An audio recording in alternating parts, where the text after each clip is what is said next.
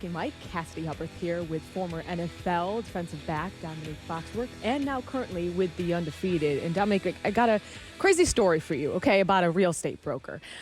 His name is Phil Braun, and yesterday he wrote on Deadspin about how in the early 2000s he made up a fake newspaper so he could get some credentials to go to Braves games. He even got access to the press box, the photographer's well, the dugout.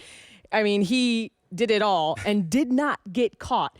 Now, I'm hearing you not only respect this hustle, but you participated? Oh, yeah. I mean, he's a crafty guy. You got to find... So you kind of know your way around the building, but at a concert? Yeah, we walked our way backstage, and I saw Sierra just before she went on stage, and I tried to hit on her, and she completely ignored me.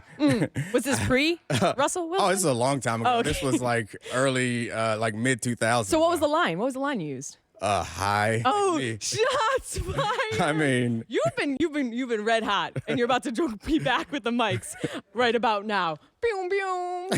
To Mike and Mike, I'm Cassidy Hubbarth. Our thoughts are with everyone affected by Hurricane Matthew as it continues to move up the coast of Florida. Weather Channel meteorologist Jim Cantori is on the scene discussing how this storm could impact several events this weekend. Jim? Welcome back to Mike and Mike. I'm Cassidy Hubbarth. We all mourn differently. We all experience sports differently.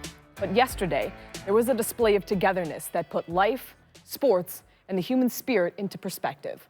A few days after one of the worst days, the Marlins' D. Gordon poignantly described last night's tribute to the late Jose Fernandez as the best moment of his life.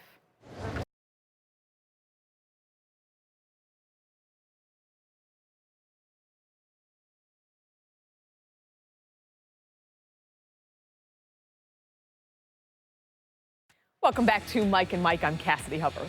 David Ortiz is playing his final game at Yankee Stadium tonight.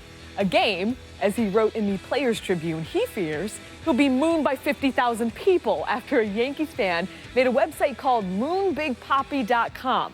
Welcome back to Mike and Mike. I'm Cassidy Hubbarth.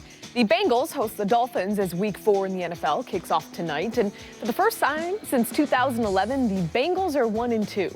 Cincy fans are probably looking at each other hoping their team snaps out of it.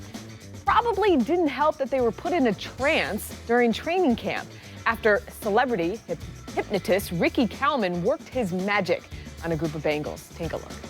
Okay, Mike, Cassidy Hubbarth, Ryan Clark. Obviously the big storyline from last night's game, Odell Beckham Jr. And his case of emotions that he was in. And Xavier Rhodes really getting into his head.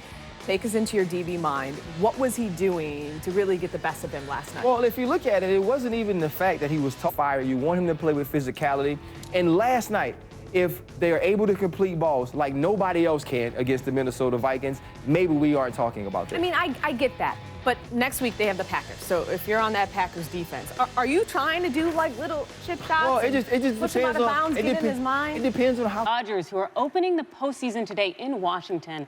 I'm Adrienne Lawrence, joined by baseball analyst Doug Glanville. Now, Doug, we've got Clayton Kershaw, the ace there, going against Max Scherzer. So let's talk about Kershaw first. He's coming off the DL. He had a few back injuries. What can we expect? Well, Dodgers need that level of confidence because the Nationals are a very tough team. The Nationals are a tough team. I know Kershaw did very well with his ERA. I believe it was, 169. Postseason era, not as good, 445.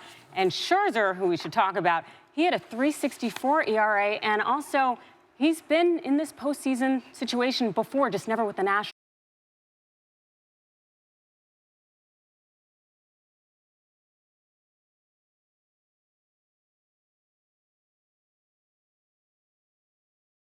Welcome back to Mike and Mike. I'm Jen Lada.